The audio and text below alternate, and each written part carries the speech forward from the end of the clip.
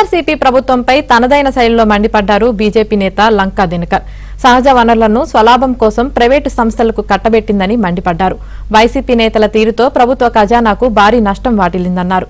ఇక axis energy venture సంస్థ కోసం అడుగడుగునా వైసీపీ ప్రభుత్వం నిబంధనలను ఉల్లంఘించిందన్నారు. యాక్సిస్ సంస్థ కోసం సుజలాన్ ఎనర్జీ సంస్థ తప్పుకునేలా జగన్ ప్రభుత్వం తెర వెనుక ఒత్తిడులు తెచ్చిందన్నారు.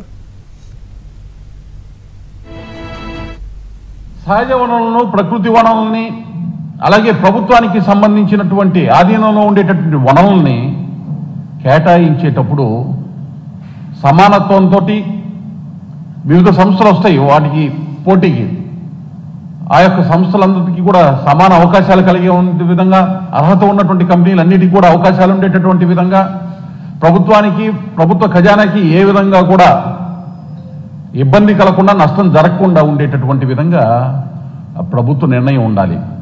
దానికి విరుద్ధంగా ఏమైనా నిర్ణయాలు తీసుకుంటే ఆ నిర్ణయానికి ముఖ్య అధికారి ఎవరైతే ఉన్నారో, రాష్ట్రంలో వచ్చేటప్పటికి cabinet head of the cabinet, chief minister, అలాగే ఆ యొక్క ప్రక్రియలో ఎవరెవరైతే భాగస్వాములు అవుతారో ఆ నిర్ణయానికి, వారందరూ కూడా చట్టం ముందు సమాధానం చెప్పుకోవాల్సినటువంటి పరిస్థితి వస్తుంది.